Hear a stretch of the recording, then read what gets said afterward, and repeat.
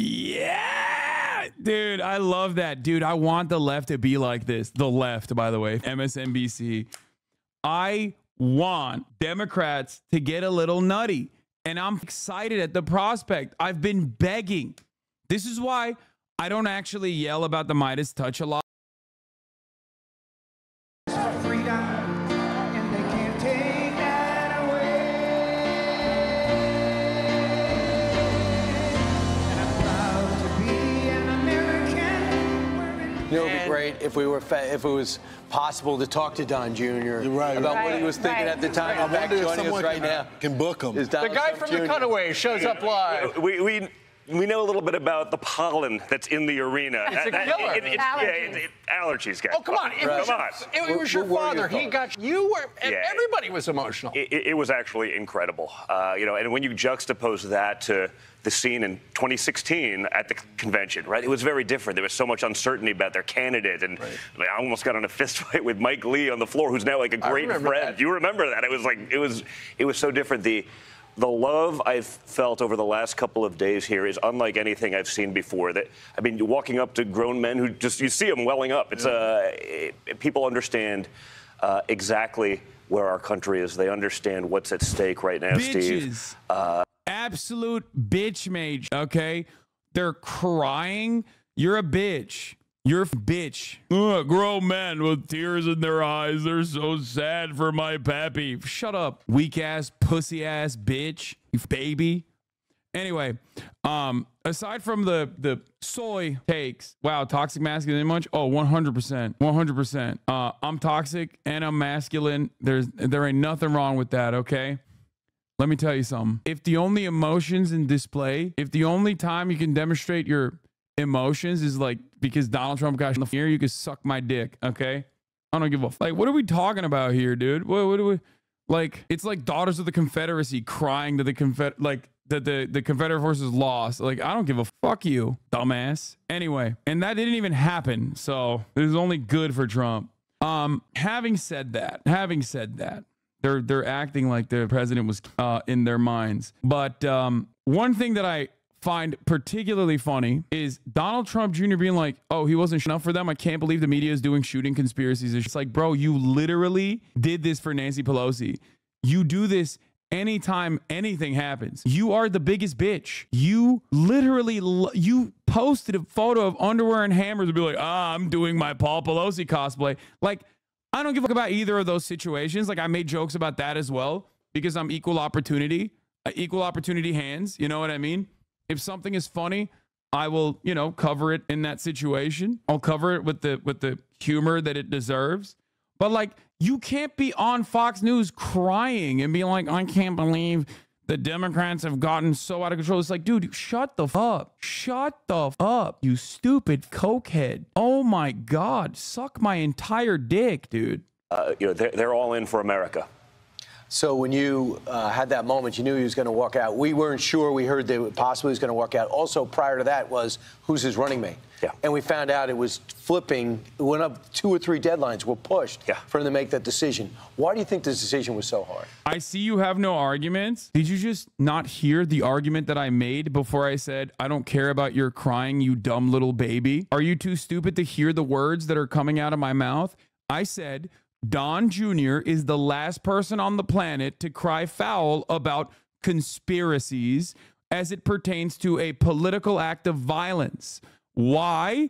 Because historically, he has done this exact same thing, like significantly worse versions of this exact same thing that he's crying about. Are you an alien? God, I love hogs. Oh, I'm so happy that Republicans are back in the community. It makes me so stoked. Yes, I am an illegal alien, okay? And I love voting for the Democrats. I love getting all of my other illegal alien friends to go out and vote for the Democratic Party. Hell yeah, baby.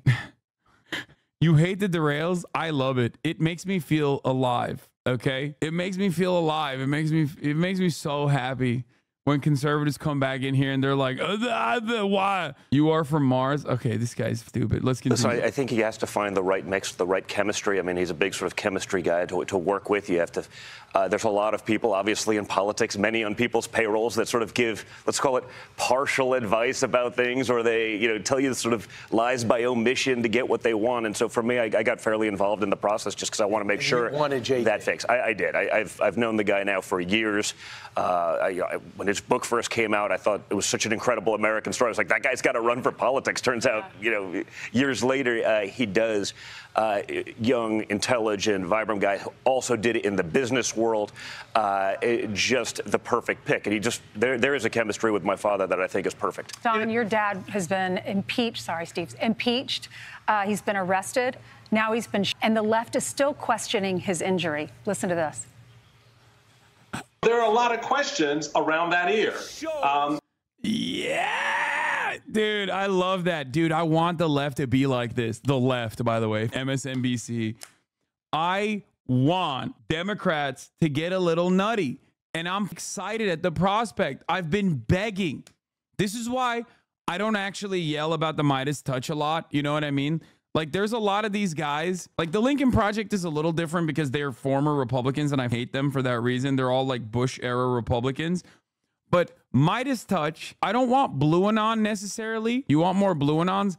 No, I love when the Democrats actually take that smoke, not to like defend Joe Biden, but to actually on the Republicans in the same with the same insanity. I love that. I love the Midas touch style Bush era liberalism. And yet there's been no response to that. Instead, just showing the image of the man coming into the hall with the wounded ear. A spectacle for this candidate. By the way, there's nothing funnier. There is nothing funnier than Fox News bringing up the left, okay? Bringing up the left, and then the first person they bring up is the ex-RNC chair, Michael Steele, okay? They literally were like, look at what the left is saying about Donald Trump's injuries, and it's just a Republican. I can't believe the left, the president, Donald Trump, and the guy who's him is literally a registered Republican. How could the left have done this? American politics is so incredibly dominated by right-wing forces in general that these guys have no villains that they can like accurately point to. That's why they keep like posturing against that one girl from 2016 who was crying when Trump got inaugurated. You know what I mean? Like, they got no real villains with teeth. Half of the MSNBC lineup is former Bush Republicans. Half of the CNN lineup is former Bush Republicans. Everyone is just right-wing. Everyone. Right-wingers are so nutty that they don't have anything to hit at on the left that they start obstructing their own congressional proceedings. Remember, Matt Gaetz, the Never Kevers, they got so bored of hitting left because there was nothing to hit at that they started hitting themselves. It's the same. Fox News is trying. Fox News is trying to find like leftists to yell about, but they can't find any. So they're just talking about the ex-RNC chair as like he's a socialist or something. Instead, just showing the image of the man coming into the hall with the wounded ear. A spectacle for this candidate who we know is, by his own admission, obsessed with assorted spectacles. There is a political quest here to mine and use Donald Trump's injury, and whether his allies and Republicans... Wait, that's true, though. Like, what is that's not even a conspiracy. That's just, like, facts. Donald Trump literally got up and threw up the fist. What do you think he was doing when he did that? He knew exactly what the f was going on. Like, that's not even a conspiracy. That's just, like, good politics. That's almost giving Donald Trump credit for what he's very good at. Like, Ari is not wrong on that statement. You can't even bring that up as a conspiracy. He's not even doing a conspiracy. He's just basically saying, like, you know, or the candidate himself do that in a way that overextends their credibility will be decided by the voters. They're wondering if he's using this for sympathy. Was it really glass from the teleprompter, not a bullet? He wasn't in the face enough for them. It wasn't enough. He did more face. I'm going to tweet out that I think Donald Trump was in a gay relationship. Shocked that more people haven't been looking into the motive of Thomas Matthew Crook's lovers' quarrel.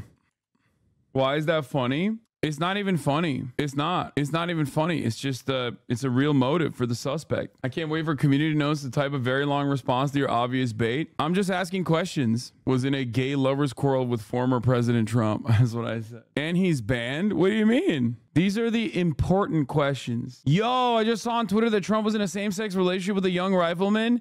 Is that true? Yes. That's the point. They can't help themselves.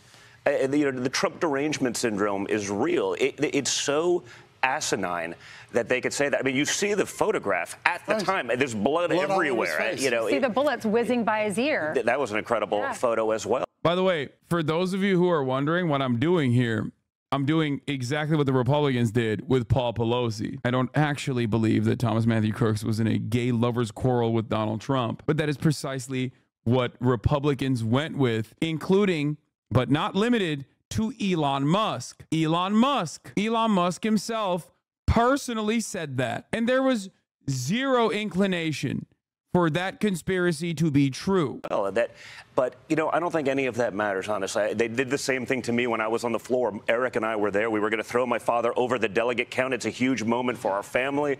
And 30 seconds before that, some MSNBC, did your father Hold on. We've got the soundbite. Oh, good. Roll tape.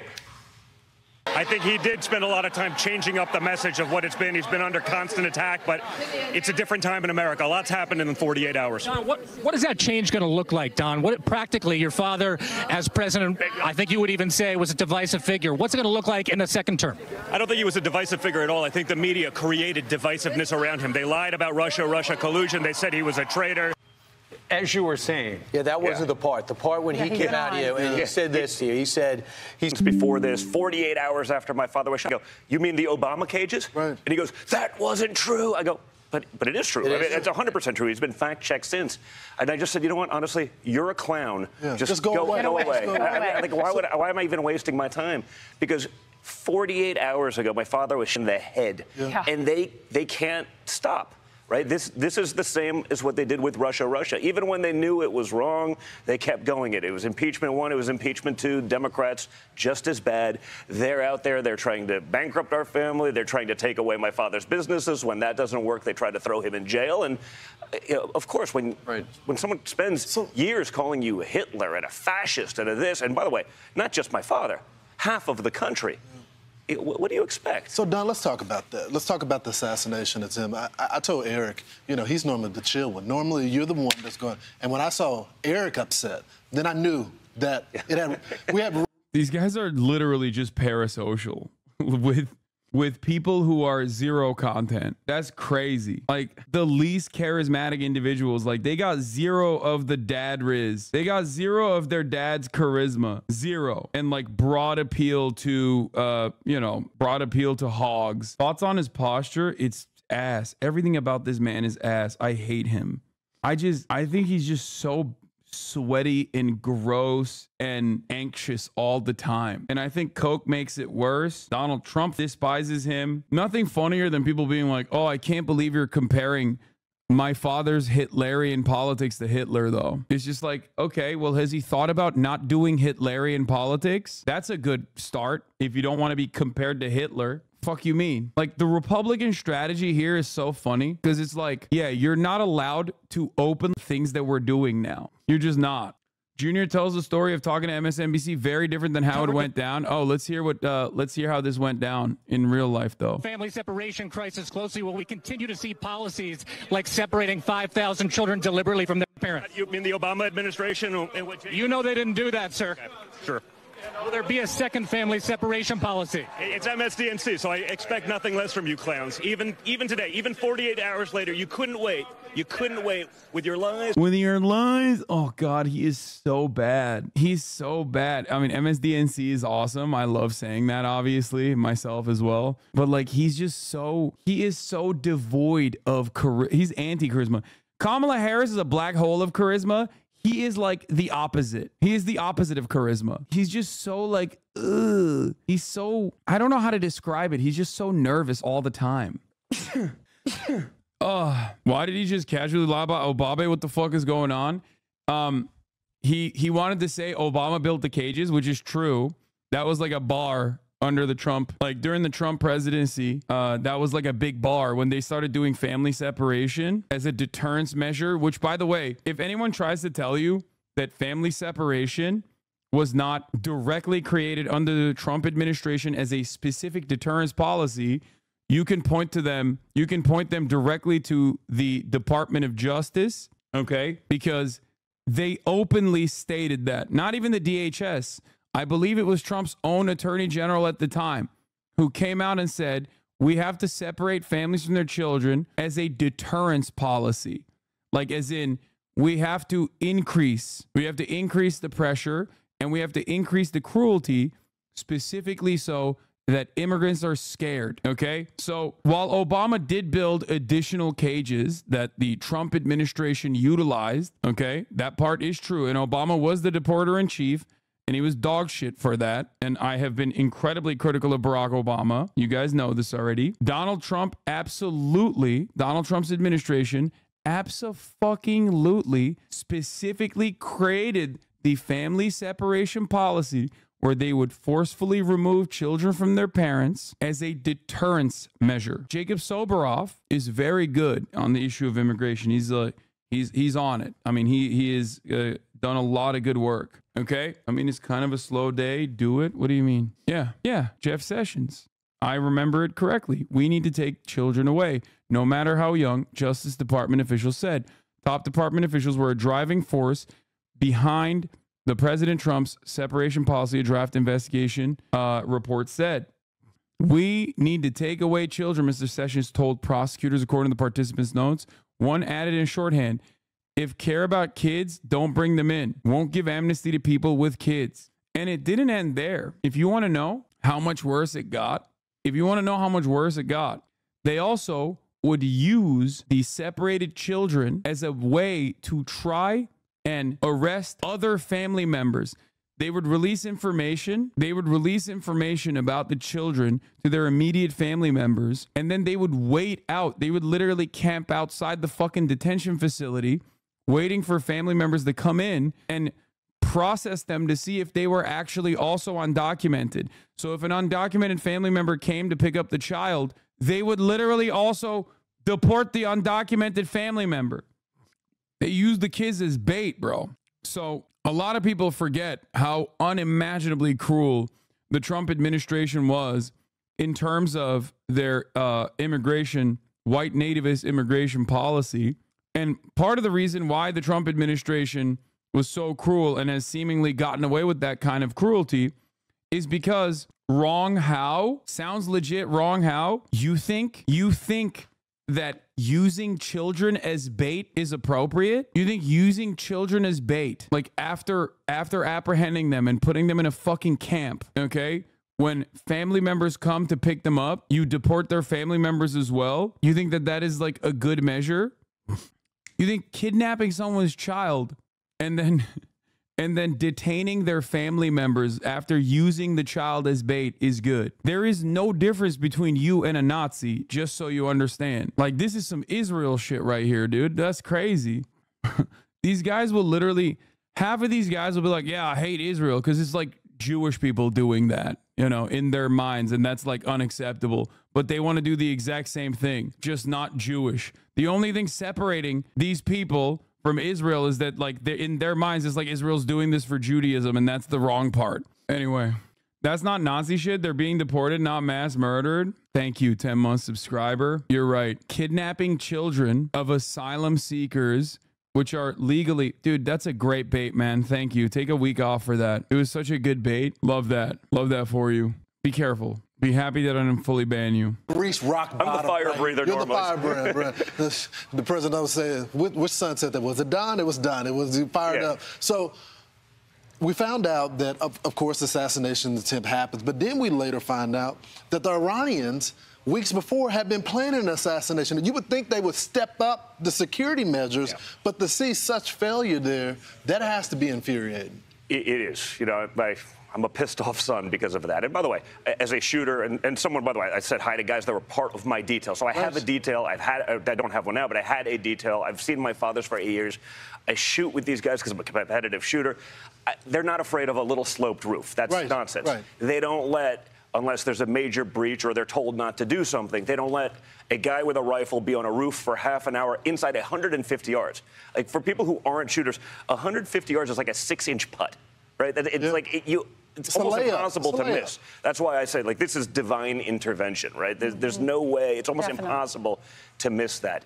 And, you know, so, no, I am upset because that's true. I don't think this threat was tied to Iran. By the way, I think an Iran threat may be like one of the greatest endorsements in the history of politics, right? Yeah. If Iran hates you, like if our biggest enemies hate you, it's probably a good thing, right? It's like. But what are you saying, Don? The fact, why was he left up there? If everything you said is true and the slope of a 30 minutes. I like that he was. Don Jr., the title of this is Don Jr. Blast Media Overshooting Conspiracies. And now they're going to fucking turn around and do their own version of the conspiracy theories, but in a right-wing way, I suspect. Roof is not a big deal. And they had this guy on the side 30 minutes prior.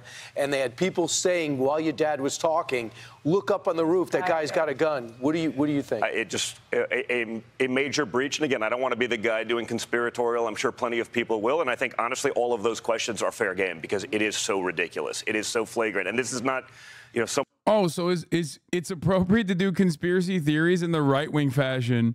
Inappropriate to do so. Inappropriate to do so when you're saying, like, Donald Trump is using this shooting to garner sympathy, or will try to use this shooting to garner sympathy, which is not even a fucking conspiracy. That's not what he's saying, you stupid libtard. Yes. Oh, give me more. Someone who's an armchair expert who's like, I've had a detail. I know these guys. I've shot with a lot of these guys. You know, again, if I told my friends in the Secret Service, like, hey, I heard you're afraid of a 4-degree sloped roof, they'd laugh you off the couch. So you mentioned a moment ago, divine intervention saved your father. There are a lot of people at the convention feel the same way, that it was by the grace of God that he is alive today. How has it changed him? You know, because we heard in that interview he gave with the New York Post that he was going to give a different speech, ripped it up. He did. And now it's all about unity. It's all about bringing the country together. And he seems like a different guy. Getting shot probably changes a lot. It's very in sobering. terms of your mindset. I mean, you know, I worked with him on Friday for like 4 hours, actually, on his speech the day before it happened. So it was like there was a lot of time, effort, and energy put into it then and before. And he's starting from scratch, and it's interesting. That's you talked awesome. to him about the community noted it. It was that first call I had with him was sort of amazing. It took 90 minutes for me to even know. It was Saturday evening. My daughter, on the rare occasion, a teenage daughter was like, "Hey, can we go fishing?" I was like, "Sure." Like I was out fishing with my daughter, and I get the call, and you know, your father's been shot. I was like, and. Yeah. Go down. We don't know anything else. I'm Note. trying then to get through, and I'm rushing in, trying to get all of my kids. Kim called me, but we didn't have any other information, and so it was an hour and a half before I even knew if he was alive or not. No one knew anything. Obviously, I guess they shut down all the cell service or whatever, so I couldn't get a hold of anyone. And then, you know, I finally, you know, I had time to even look at the pictures and see these things going on before I even spoke to him. I just saw that picture of him coming out of that scrum defiant, and I was like. I got on the phone. The first thing I said to him, it wasn't exactly eloquent, but I just said, you know, you're the biggest badass I've ever seen. like I've always been proud of him, but that moment I was like, because everyone's a tough guy these days on the internet or behind a keyboard or, you know, when you actually get shot at and you come out at, you know, that's. He's always been a tough guy on the internet and behind the keyboard. He's such a bad bitch, dude. That's a 1%er in terms of resolve, in terms of guts. And so that was amazing, and then sort of opened up the door for some other levity, and that's when it was like. The adrenaline dump after that was pretty crazy. That was an emotional roller coaster. I know my daughter, we had to talk to her about it because we knew she'd hear about it, and we wanted her to hear it from us. She had so many questions. How did your children react to it? Because this is not the president. This is their grandfather. And how did Barron? I heard Barron had a hard time. Yeah, he had a hard time with it. You know, he's fine, but he had a hard time with it. And it was interesting. I'm trying to explain to a my 10-year-old daughter, you know, what's going on. My 17-year-old was with me. You know, my other kids, like, you know, sort of, it's all different. So you almost have to approach them all differently with their personalities. And they were just like, I couldn't believe it. You know, the older ones get it a little bit more. They understand a little bit more about the political arena and sort of the world in which we live. The younger ones less so. But I can assure you, there's a conversation you don't want to ever have to have. Do you think we'll ever get the truth of what took place that day? You know, I hope there's some sort of independent thing. You know, when the FBI, the same FBI that, you know, wants to label concerned mothers at PTA meetings domestic terrorists. Like, I don't know that we're going to get the truth out of so, them. like, yeah, Pam Bondi does not want the FBI to do the investigation. I wouldn't trust the FBI to do anything. The right? DHS Like, I've lost so much faith in all of these institutions that that it happened. Right? DHS is in control of Secret Service, and this happened. So it's like, you know, I can Your see dad did the a point. CYA, you know, starting to happen already. I'm sure, but you know, there's no scenario in which I could imagine this being allowed to happen. Your dad did appoint the DHS Inspector General who will handle this investigation, so hopefully we'll get some answers. So what about your speech? I'm just excited about it. You know, it's my speech. You dumbass libtard, Trump deserves sympathy. My guy almost died for his country. Okay, stop trying to bait me because I said I love hogs and I want hogs in this chat. Doesn't mean that you can come in here with a fucking gray account and just start LARPing, okay? No, I don't like that. I want real hogs, not fucking fake ones who are just like, oh yeah, I'm just saying what I think Republicans would say. Too changed, right? I'm used to doing fire breathing. It's sort of what I do. Like, I can do that standing on my head, so that's easy. Like, you know, but no, I spent a lot of time to have a little bit of a different message. I think we need both, though, because I think America does need to still remember what we had and how quickly it disappeared from us in the last 4 years. I mean, it is at a point where if this continues, we're probably at a point of no return if we can't get it back on track. If, you know, another 4 years of these policies, the open borders, the fentanyl, we can't just forget about that. But I think we will take a little bit of a different tack. But Don, I feel like you've changed too. Like, I mean, you're going to be done. But he's the worst, dude. He's so lame. Ugh, he's like parasocially invested in like Don and Eric Jr. Like, that's a bridge too far for me, okay? Like, being parasocially invested in Donald Trump, that's fine, okay? I am too, to a certain degree. He was the president. He's telegenic. You know, he's charismatic to his own base. But like, this is, I mean, they're so lame. Trump doesn't like them. It's just so lame. But I feel like you're taken back ever since the shooting as well. Yeah. There's a calmness about you ever since the shooting. Said no one ever. You're right, exactly. Now, listen, I think you're 100% right. It is, like I said. I'm skipping the rest of this. I mean, it's almost done anyway. Welcome back. Eric Trump says former president's in great spirits following assassination attempt. We're going to move on to the Democrats in a second. But here, we'll